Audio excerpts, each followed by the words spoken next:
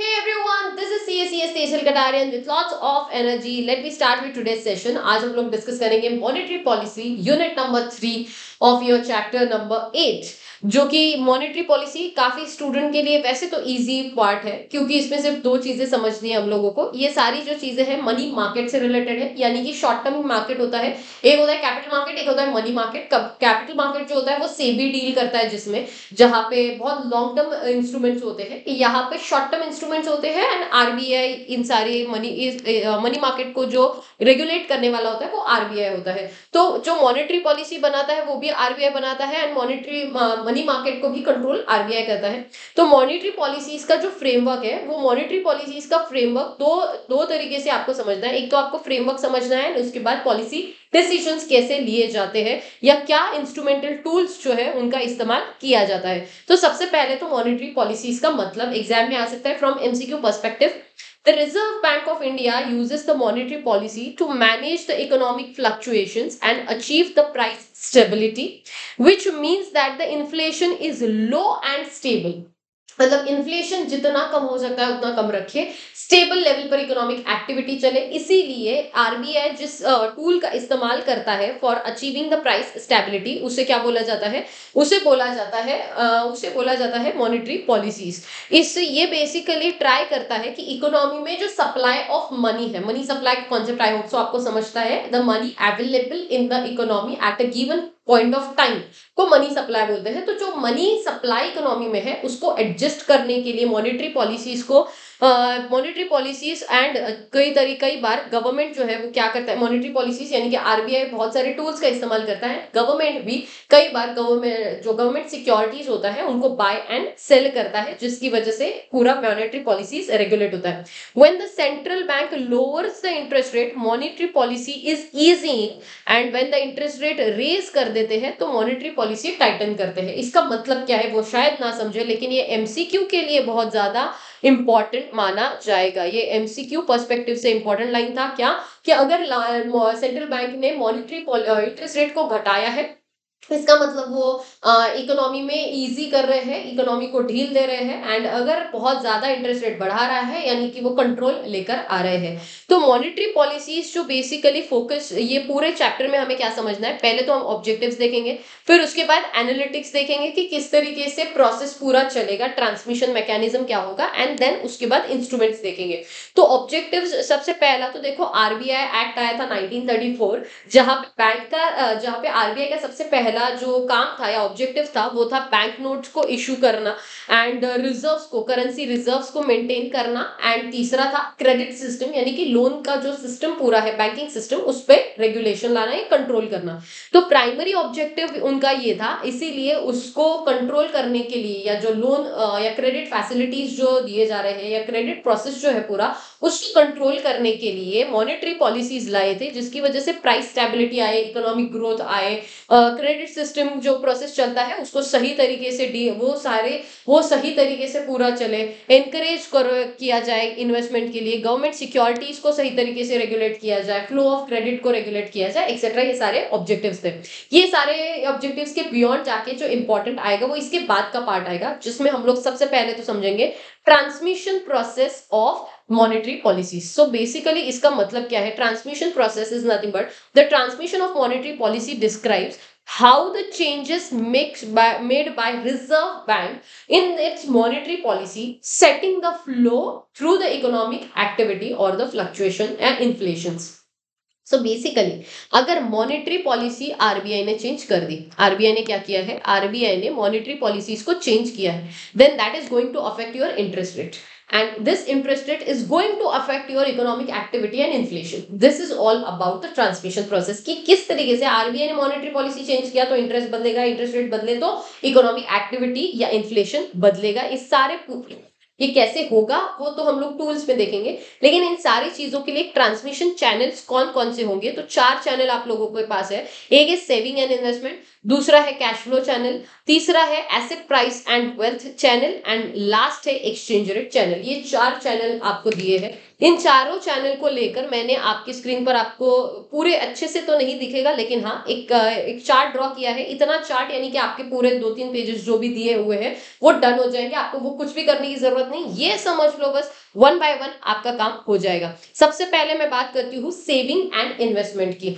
Simple है, पूरा logical है, रट्टा बिल्कुल मारना नहीं, सारा एक काइंड ऑफ प्रोसेस है, एक साइक्लिकल फ्लो है, वो समझ गया बात खत्म हो जाएगी। रट्टा मारना मत, बस ये याद रखो कि 4 चैनल्स दिए हुए हैं जिसमें से हम लोग पहला देख रहे हैं जो कि है saving and investment. Saving and investment में सबसे पहला, तो सबसे पहला अगर जो पब्लिक है, जो ह्यूमन बींग्स है या जो इंडिविजुअल है, कॉर्पोरेशन है, जब पैसा बैंक के पास रखता है, सो अगर डिपॉजिट जो बैंक के पास रखा है, सेविंग अकाउंट हो या जो भी अकाउंट में अपने डिपॉजिट से आपने अगर बैंक के पास पैसा रखा है, अगर उस पे इंटरेस्ट कम कर दे बैंक, तो मतलब आपको सेविंग परसेंट पे कल जाकर शायद मे बी आपको सिर्फ 2% इंटरेस्ट से आपको पैसा मिलने लगे, तो ऑब्वियस सी बात है आप क्या करोगे, आप सेव नहीं करोगे, बैंक के पास पैसा नहीं रखोगे ज्यादा, and you may spend more. So simple सी बात है, अगर इंटरेस्ट ऑन डिपॉजिट घटा दिया गया तो सेविंग बढ़ेगा, और अगर सेविंग कम होगा, और अगर सेविंग कम हुआ इसका मतलब हम स्पेंड ज्यादा करेंगे। एक ये तो हो गया पहला पार्ट। दूसरा, अगर इंटरेस्ट ऑन लोन अगर घटा दिया जाए, मतलब ये तो पहला जो था वो डिपॉजिट के इंटरेस्ट की बात करी, अब हम लोग लोन के इंटरेस्ट की बात कर रहे हैं। अगर लोन का जो इंटरेस्ट है वो घटा दिया जाए तो ऑब्वियस सी बात है लोग ज्यादा बोरो करेंगे। कार लोन का रेट या हाउसिंग लोन का रेट अगर कम हो जाता है तो ऑब्वियस सी बात है उसका डिमांड बढ़ेगा, तो बोरो ज्यादा होगा, तो ऑब्वियस सी बात है अगर बोरो ज्यादा तो डिमांड फॉर एसेट्स ऑल्सो ज्यादा होगा। एंड अगर इंटरेस्ट ऑन लेंडिंग कम किया जाए, मतलब यूजुअली ये बिजनेस पर्सपेक्टिव से दिया है, ये कंज्यूमर के पास पॉइंट ऑफ व्यू से था, ये बिजनेस के पॉइंट ऑफ व्यू से, जो कॉर्पोरेशन या जो प्रोडक्शन या दो सेक्टर्स जो होते हैं ना, एक हाउस होल्ड सेक्टर होता है, एक मैन्युफैक्चरिंग या बिजनेस सेक्टर होता है, तो बिजनेस सेक्टर को जो पैसा as a by way of loan दिया जा रहा है, अगर उसका इंटरेस्ट रेट घटा दिया जाएगा तो ऑब्वियस सी बात है वो इंटरेस्ट जो इन्वेस्टमेंट ज्यादा करेंगे बिजनेसेस, इन्वेस्टमेंट ज्यादा यानी कि ही आप लोग क्या कर रहे हो, अगर इन्वेस्टमेंट ज्यादा तो आपका को मतलब इकोनॉमी में डेवलपमेंट होगा। बट इन्वेस्टमेंट ज्यादा करने की वजह क्या होगी, सिर्फ और सिर्फ तब होगी जब आपका कॉस्ट ऑफ बोरोइंग्स कम होगा as compared to returns. Cost of borrowing is nothing but interest payment. अगर आपको मतलब सपोज मान लो कि आपको जो रिटर्न मिलने वाला है उस प्रोजेक्ट से वो 20% का है, वो 20% का है, एंड आपका जो कॉस्ट ऑफ बोरोइंग है वो 7 या 8% से आपको लोन मिल रहा है, तो ऑब्वियस सी बात है कि आप लोन लोगे एंड रिटर्न कमाओगे, जिसकी वजह से ओनर के फंड्स कम हो जाएंगे, यानी कि इक्विटी में कम पैसा लगा, मतलब इक्विटी से कम फाइनेंस होगा वो प्रोजेक्ट, एंड डेट से ज्यादा फाइनेंस होगा। तो ये सारे कॉन्सिक्वेंसेस है, ये सारे प्रोसेस है कि किस तरीके से सेविंग एंड इन्वेस्टमेंट चलेंगे एक दूसरे के साथ में। तो ये याद रखना, पहला तो इंटरेस्ट ऑन डिपॉजिट हुआ तो क्या होगा उसके साथ, फिर डिपॉजिट इंटरेस्ट ऑन लोन अगर कंज्यूमर को दिया कम रेट पे तो क्या, एंड अगर बिजनेस को दिया कम रेट पे तो क्या होगा। तो ये हो गया आपका एक चैनल। दूसरा चैनल है cash flow channel. Cash flow channel के बारे में आपको ये समझना है दैट कैश फ्लो चैनल में सबसे पहला मॉनेटरी पॉलिसी अगर चेंज हो जाती है, मॉनेटरी पॉलिसी चेंज हो जाती है यानी कि इंटरेस्ट रेट चेंज हो गए, तो अगर इंटरेस्ट रेट चेंज मतलब फॉर श्योर लोगों के हाथ में जो मनी सप्लाई है या कैश है उस पर भी असर होगा, कैश अवेलेबिलिटी पे, जिसकी वजह से वो गुड्स एंड सर्विसेज पर जो मतलब जो स्पेंड करते हैं उसमें भी चेंज आएगा।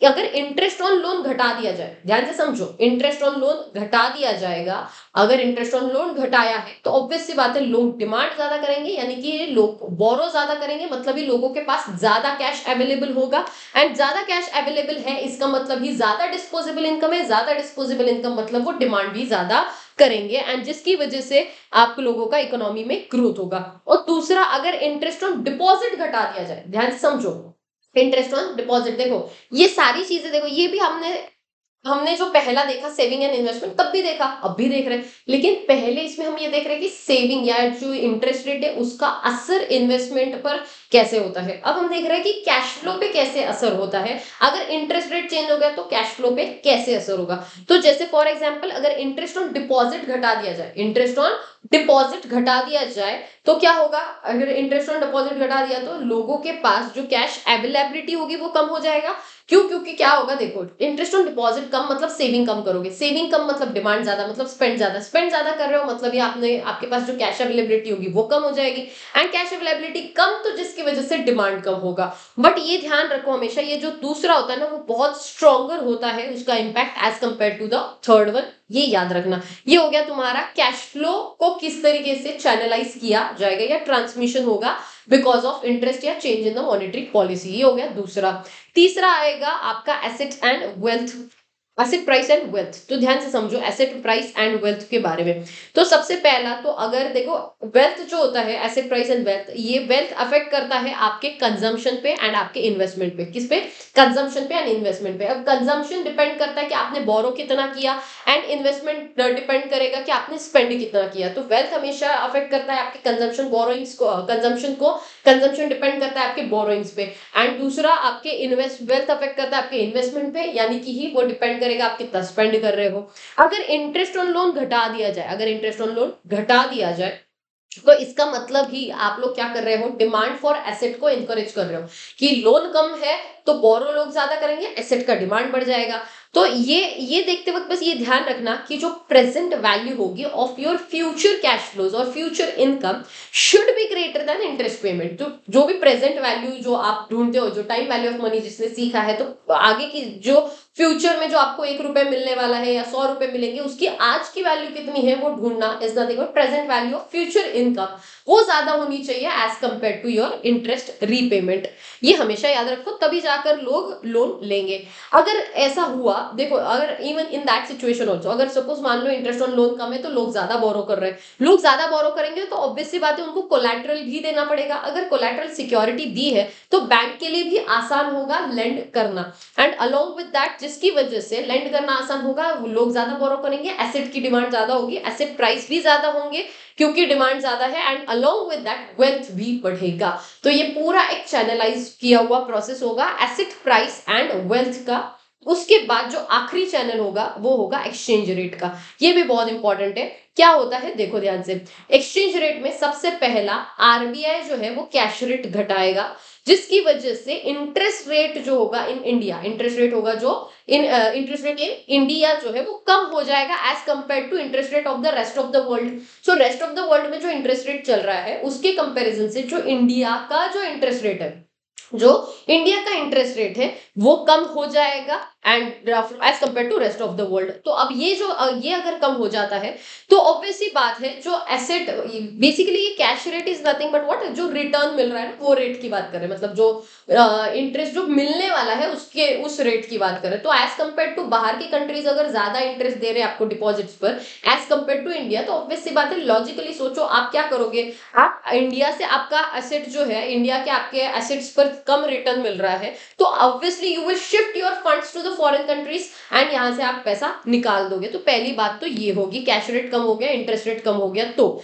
दूसरा, अगर इंटरेस्ट रेट कम होता है तो दूसरी चीज क्या होगी, आपके एक्सचेंज रेट भी घटेंगे। मतलब ही बेसिकली हमारी, बिकॉज हमारे इंडिया से पैसा निकाल कर अगर फॉरेन कंट्रीज में पैसा लगा दिया जाए तो ऑब्वियस सी बात है इंडिया का जो रुपी होगा वो डी वैल्यू हो जाएगा या डेप्रिशिएट हो जाएगा आई वुड से। तो रुपी अगर डेप्रिशिएट हो जाता है इसका मतलब ही हमारे एक्सचेंज रेट घटेंगे।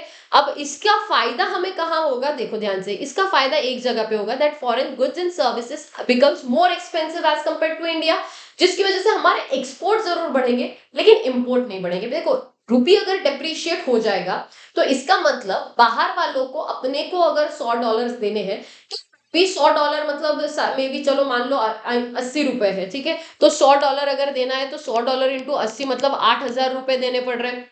अगर हमारा जो रुपी है वो डी वैल्यू हो जाता है, सपोज मान लो मैं 90 कर देती हूँ तो 9,000 है, तो देने उसको कुछ भी हो जाए $100 ही है, बट वो लेकर कितने की चीज जाएगा, पहले 8,000 की लेकर जा रहा था अब 9,000 की लेके जा रहा है। तो इसका मतलब क्या हुआ, एक्सपोर्ट्स जरूर बढ़ेंगे हमारे रुपी के डीवैल्यूएशन से, लेकिन हम लोगों के इंपोर्ट्स जो है उस पर बहुत प्रॉब्लम आ जाएगी, इंपोर्ट्स एक्सपेंसिव हो जाएंगे। एट द एंड अगर इंपोर्ट एक्सपेंसिव हुए तो हमारा कॉस्ट ऑफ प्रोडक्शन बढ़ेगा, कॉस्ट ऑफ प्रोडक्शन बढ़ा मतलब इन्फ्लेशन भी आएगा बिकॉज प्राइसेस बढ़ेंगे। So basically this is all about the किस तरीके से इंटरेस्ट रेट पर जो या जो एक्सचेंज रेट है उसका असर होगा on your entire economic process, या इंटरेस्ट रेट चेंज होने की वजह से जो फॉरेन एक्सचेंज रेट है उस पर कैसा असर होगा। सो ये हो गया आपके 4 चैनल्स, वेरी इजी, 3-4 पेजेस को बस एक चार्ट में मैंने कवर कर दिया, इतना देख लो बात खत्म, कुछ भी बाकी का देखना नहीं, ये गारंटी मेरा, ये चार्ट एंड दैट्स इट। ये हो गया तुम्हारा एक्सचेंज रेट का चार्ट, ये हो गया तुम्हारा एसेट्स एंड वेल्थ का चार्ट। आई होप सो तुम लोगों ने स्क्रीनशॉट पहले ले लिए होंगे या लिख के रख दो तो ज्यादा बेटर होगा। ये तुम्हारा कैश फ्लो का स्क्रीनशॉट ले लेना, and then saving and investment का स्क्रीनशॉट। तो ये बेसिकली 4 चैनल आपके डन हो गए। ये क्या था, तुम्हारे ट्रांसमिशन मैकेनिज्म थे, देखना नहीं, छोड़ देना, सीधा बिंदास 3-4 पेज छोड़ देना। वो बात करेंगे आखिरी पॉइंट जो कि है ऑपरेट, जो कि इंस्ट्रूमेंट्स है या टूल्स है, जिसमें से सबसे पहला है quantitative tool and qualitative tool पर बात करती हूँ मैं। इससे पहले मैं बात करूँ, ध्यान से समझो, जो मॉनेटरी पॉलिसीज होती है वो मॉनेटरी पॉलिसीज के लिए एक होता है क्वांटिटेटिव मेजर्स, एक होता है क्वालिटेटिव मेजर्स। जो क्वांटिटेटिव मेजर्स होते हैं वो बेसिकली बात करते हैं, वो बेसिकली पूरे इंडियन इकोनॉमी को असर करते हैं, एंड क्वालिटेटिव जो होते हैं वो स्पेसिफिक सेक्टर के बेस्ड फोकस करके बनाए, मतलब स्पेसिफिक सेक्टर बेस्ड होते हैं, मतलब सेक्टर को अफेक्ट करने के लिए होते हैं। जो क्वांटिटेटिव टूल्स होते हैं उसमें बैंक रेट आएगा, open market operation, CRR, SLR, repo, reverse repo etcetera, और यहाँ पे ये बाकी सारे आएंगे। तो अब इसमें से हम लोगों को वन बाय वन सारे समझने हैं, जिसमें से सबसे पहला उन्होंने दिया है क्वांटिटेटिव टूल, जिसमें से पहला है reserve ratio. Basically reserve is nothing but जो बैंकिंग सिस्टम में जो बैंक्स होते हैं उनको अपने पास एंड आरबीआई के पास कुछ रिजर्व्स रखने पड़ते हैं, जिसमें से पहला रिजर्व उन्होंने बताया है सीआरआर, दूसरा है SLR. So let me just explain कि किस तरीके से ये टूल्स काम करेंगे, सीआरआर एंड एसएलआर। देखो CRR and SLR, let me just explain you this पहले कि सीआरआर एसएलआर क्या होता है और वो कैसे काम करते हैं। ओके, देखो सबसे पहली बात, अगर ऐसा सिचुएशन क्रिएट हो जहां पर जो बैंक्स होती है, बैंक जो भी पैसा जो भी डिपॉजिट रखा जाएगा फ्रॉम पब्लिक से जो पैसा रखा जाता है वो डिपॉजिट किया जाएगा बैंक के पास, किसके पास, बैंक के पास, और फिर बैंक वो लोन देने से पहले वो वही पैसा बाय वे ऑफ लोन देंगे। सो जो डिपॉजिट आया वो लोन के थ्रू जाएगा, लेकिन लोन के थ्रू जाने से पहले क्या होता है, कंपलसरी बैंक्स को एक सीआरआर रखना पड़ेगा, एक एसएलआर रखना पड़ेगा। सीआरआर का मतलब क्या है, जब कमर्शियल बैंक्स आरबीआई के पास कुछ रिजर्व रखेगा उसको सीआरआर बोलो, एंड जब कमर्शियल बैंक अपने ही पास जब रिजर्व रखेगा उसको एसएलआर बोलोगे। अब ये आपका असर कैसे करेगा ऑन योर मनी सप्लाई, वो बातें समझने वाली है। कि देखो ध्यान से, अब बहुत सिंपल सा हिसाब है, अगर लोगों के पास बहुत सारा पैसा है तो बहुत सारे पैसा लोगों के पास है जिसको अपने को घटाना है, करेक्ट है। तो लोगों के पास जो लोन का जो पैसा बहुत सारा जा रहा है उसको घटाने के लिए जो बैंक से उसको अपना रिजर्व बढ़ाना पड़ेगा, करेक्ट है। बैंक के पास या आरबीआई के पास जो रिजर्व रखा है वो बढ़ाना पड़ेगा। सो बेसिकली वेरी सिंपल, अगर लोगों के पास बहुत सारा पैसा है, आरबीआई हो या जो बैंक है, वो अपने पास जो रिजर्व रखेंगे वो बढ़ा देंगे, सो सीआरआर एसएलआर बढ़ जाएगा। अगर लोगों को पैसा बहुत सारा देना है, मनी सप्लाई बढ़ाना होगा, तो रिजर्व कम रखो, लोगों के पास पैसा बांट दो। सो this is how it will work in case of money supply को कंट्रोल करने के लिए। सबसे पहला सीआरआर क्या होता है, जब वो सेट असाइड करेंगे, आरबीआई के पास पैसा रखेंगे, the bank neither lend it to anybody and ना ही वो प्रॉफिट कमाते हैं, बिकॉज वो आरबीआई को पैसा देते हैं, तो ना प्रॉफिट मिलने वाला और ना ही आपको कुछ भी कोई भी पैसा रिटर्न मिलने वाला है, इंटरेस्ट मिलने वाला है। एसएलआर क्या होता है, सेट असाइड करा जाता है कुछ पोर्शन ऑफ गवर्नमेंट सिक्योरिटीज जो कि वो खुद ही के पास रख देता है, एंड जिस पर अगेन आपको इंटरेस्ट एज सच कुछ मिलता नहीं है। इसके मनी सप्लाई कैसे कंट्रोल होगा वो भी मैंने समझा दिया। तीसरा आते हैं ओपन मार्केट ऑपरेशन। ये बेसिकली क्वांटिटेटिव नहीं है। ओपन मार्केट ऑपरेशन अगर आप यहाँ पे देखते हो, किधर गया ओपन मार्केट ऑपरेशन, अच्छा क्वांटिटेटिव है, लेकिन ओपन मार्केट ऑपरेशन में क्या होता है वो समझना है। क्वालिटेटिव में जाता है margin requirement. Open market operation का मतलब होता है जहां पे आप मार्केट को कंट्रोल करने के लिए, मतलब बेसिकली क्या करते हो कि गवर्नमेंट सिक्योरिटीज से डील करते हो। अगर लोगों के पास बहुत सारा पैसा मतलब मनी सप्लाई बहुत सारा होना चाहिए। तो क्या करोगे तुम लोग एज अ गवर्नमेंट, क्या करेगा कि लोग के पास बहुत सारा पैसा होना चाहिए, तो आप you start buying the securities, जिससे लोगों को आप पैसा दोगे as a government. You start buying the government securities, purchase करोगे। और अगर लोगों के पास मनी सप्लाई कम करना होगा तो क्या करोगे? अगर मनी सप्लाई कम करना है लोगों के पास, तो फिर क्या करो, सेल करना स्टार्ट करो, जिससे आप पैसा लोगों से छीन लोगे। तो in order to control the money supply, what will you do? First, buy or sell the securities from the open market operations. So this is how it will work. ये उन्होंने एक्सप्लेन नहीं किया है, मैं आपको एक्स्ट्रा एक्सप्लेन कर रही हूँ ताकि लॉजिक से आपको चीजें याद रहे, रट्टा मत मारना। उसके बाद ये, हाँ चलो इधर दिया हुआ है क्या, when the government security sell, the government कब सेल करेगा? To control the inflation. So basically लोग के पास पैसा बहुत ज्यादा होगा, तब वो सेल करना स्टार्ट करेंगे।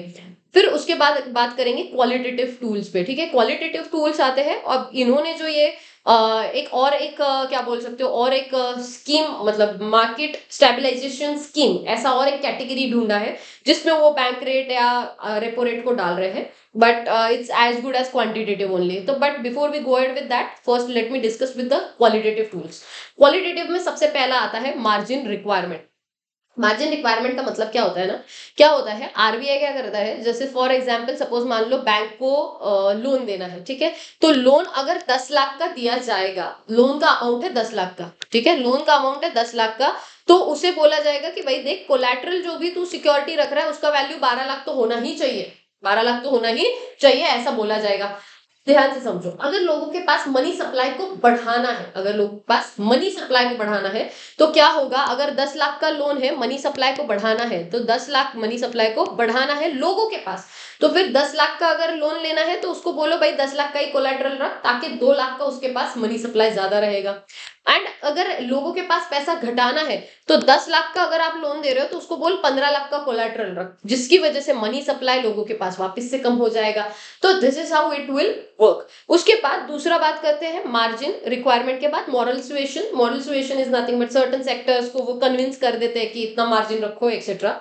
And last is selective credit control, मतलब स्पेसिफिक इंडस्ट्रीज को टारगेट करके उनको स्पेसिफिकली बता दिया जाता है कि तुमको इतना ही लोन मिलेगा, उससे ज्यादा नहीं मिलेगा। सो लेंडिंग पर कंट्रोल कर देते हैं कि यार आईटी सेक्टर में सिर्फ इतना ही पैसा, इतने करोड़ टोटल लोन में से सिर्फ इतना करोड़ आईटी सेक्टर में जाना चाहिए, इतना करोड़ आपका मैन्युफैक्चरिंग में जाना चाहिए, ऐसा कंट्रोल कर देते हैं वो। इसके अलावा और कौन से होते हैं, मार्केट स्टेबलाइजेशन स्कीम्स होती है, जिसमें पहला आता है पॉलिसी रेट्स होते हैं। ये सारे आपको आरबीआई के वेबसाइट पर भी है, जैसे आरबीआई के वेबसाइट ओपन करोगे वहां पे लेफ्ट साइड पर ही आपको पॉलिसी रेट्स और ये सारे मिलेंगे लेटेस्ट वाले।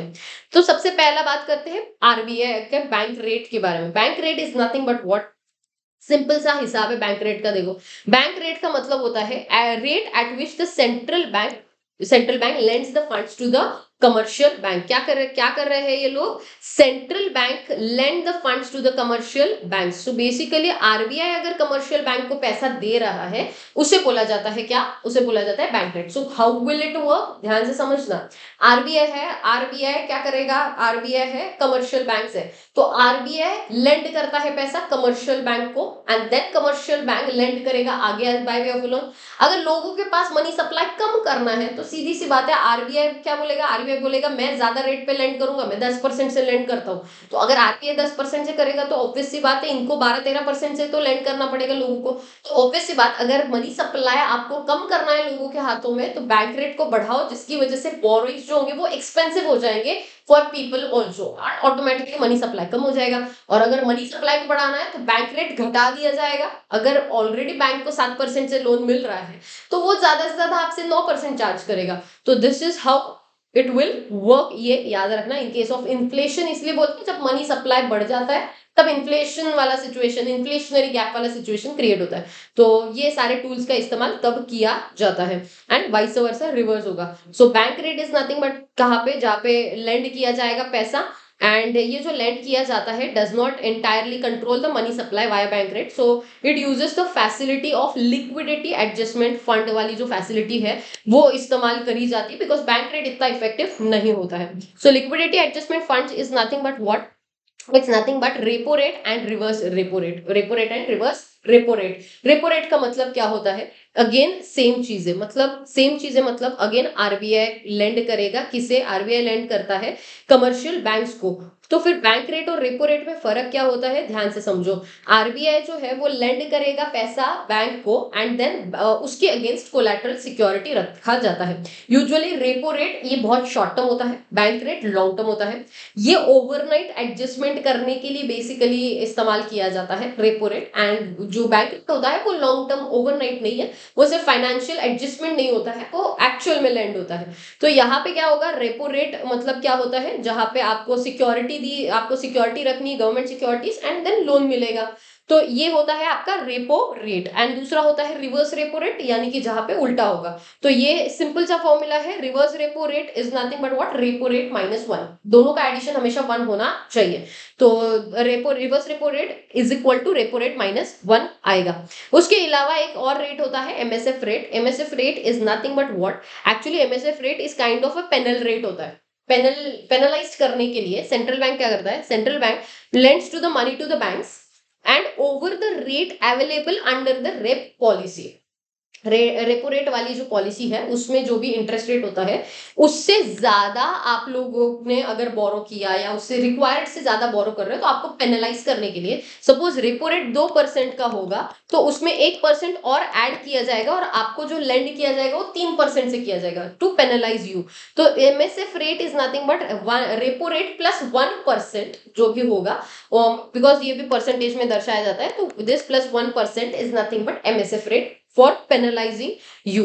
तो पेनल्टी के तौर पे वो रेपो रेट इस्तेमाल होता है। So this is all about, ये टूल्स आपके हैं मॉनेटरी पॉलिसीज के। तो पहले देखा हमने मॉनेटरी पॉलिसी का मतलब ऑब्जेक्टिव वो चिल्लर था।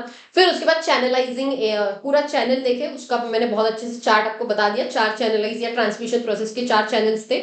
सेविंग एंड इन्वेस्टमेंट था, उसके बाद जो आपका एक्सचेंज रेट वाला एक था, एसेट प्राइसिंग एंड वेल्थ वाला एक था, कैश वाला एक चैनल था। उसके बाद हमने टूल्स देखे, quantitative, qualitative and repo and reverse repo वगैरह, एमएसएफ रेट। उसके बाद आखिरी एक पार्ट बचता है इसका, जहां पे स्ट्रक्चर कैसे मॉनेटरी पॉलिसीज के डिसीजंस का आया, स्ट्रक्चर क्या है उसके बारे में बात की है। Reserve bank of India 1934 was amended on the 27th of June 2016, जहां पे स्टैट्यूटरी अथॉरिटी दी गई, बैकिंग दिया गया by monetary policy framework agreement. Monetary policy framework agreement, very important from your examination perspective, by setting up monetary policy committee. एक monetary policy committee, MPC committee form करी गई, जो कि फॉर्म करी गई 27 जून 2016 को, जहां पे पूरा मॉनेटरी फ्रेमवर्क रेगुलेट किया जाता है। ये रेगुलेट इसलिए होता है so that we can adjust the inflation in the economy. So announcement of official target range of the inflation is known as inflation targeting. inflation targeting होता है मतलब ऐसा अनाउंस किया जाता है कि ऑन एन एवरेज इंडिया में 5% या 4% और 6% व्हाटएवर एक टारगेट इन्फ्लेशन रेट टारगेट की करके उसको अनाउंस कर देते हैं, ऑफिशियल टारगेट कि यार देखो 5 से 6% के बीच में इन्फ्लेशन रहेगा ऐसा।